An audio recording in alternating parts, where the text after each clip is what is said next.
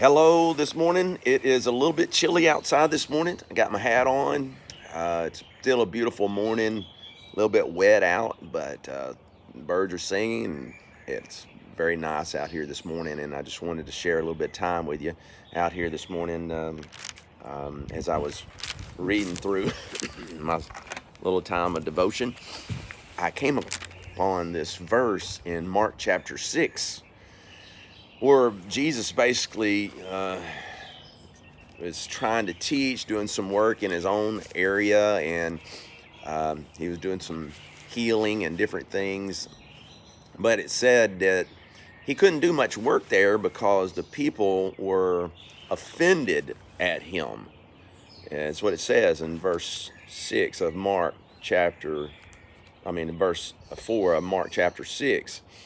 And they were offended, and they said, "Isn't this just Joseph and Mary's son? You know, he's the brother of Simon and Mary and Judas and James and Joseph."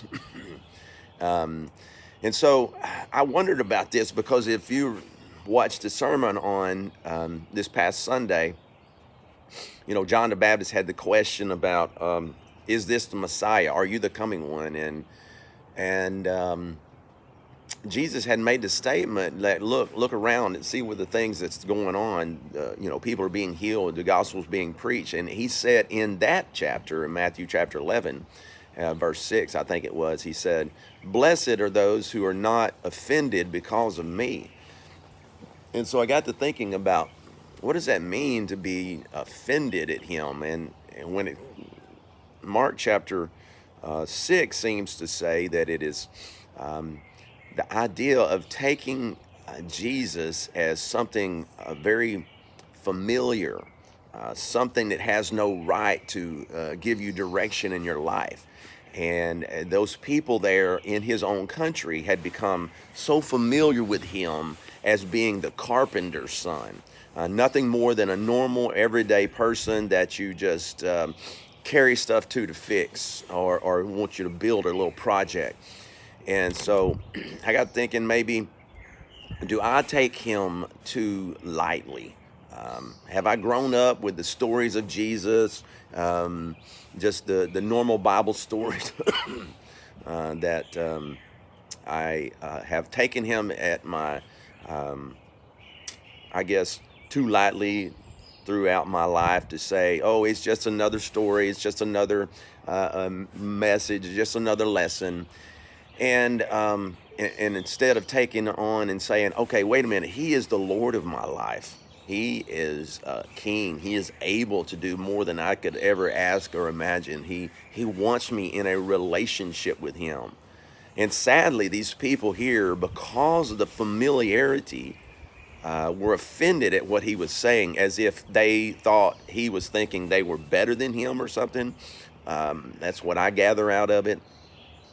But I don't want to ever get to that point. I don't want to ever get to the point where I say Jesus is just another thing in my life that I have to do on Sunday mornings, or just I have to force myself to go through reading a chapter a day or read through the Bible in a year. There's nothing wrong with those things, but I want to be able to understand he's not just a commonplace thing, even though he should be very familiar in my life.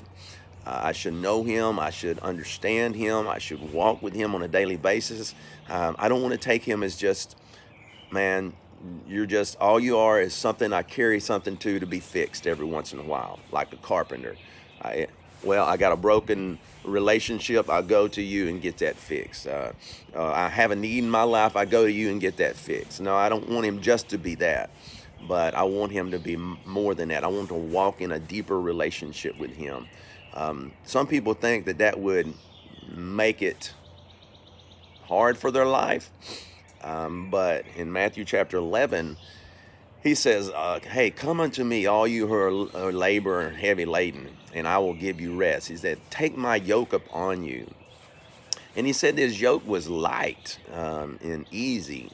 And I wonder about that because, we think a lot of times we got to give up everything and work all the time, offer our bodies as living sacrifices.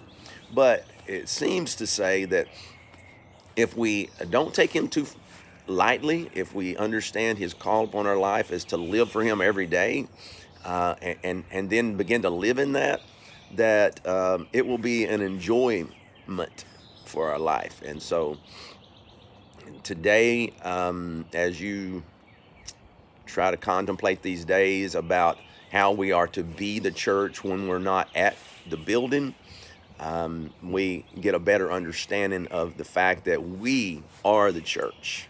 And today, I'd say, man, don't be offended at the familiarity of who Jesus is in the old Bible stories of your childhood, but instead, take on his work, take his yoke on, begin to encourage others, begin to exhort one another, begin to study to show yourself approved, and begin to seek the desires of his heart. And hopefully, that's what I'm thinking for my life today. As I sit here and contemplate the day, I hope that I don't take him too lightly, but that I get out and try to my best to honor him in my life. And you may not be doing something crazy spectacular today. Maybe it's just going to work. Maybe it's there at the house. Whatever it is, if it's just with your kids, if it's just with your family, which it might be today, then honor him in that. Share some things going on about him. Teach your children. Encourage somebody, like I said. Anyhow, I hope you have a good day. It's Tuesday morning, and it's a good day. Today is the day that the Lord has made. We will rejoice and be glad in it. It's what Psalms 118:24 says. I hope it's a good one for you.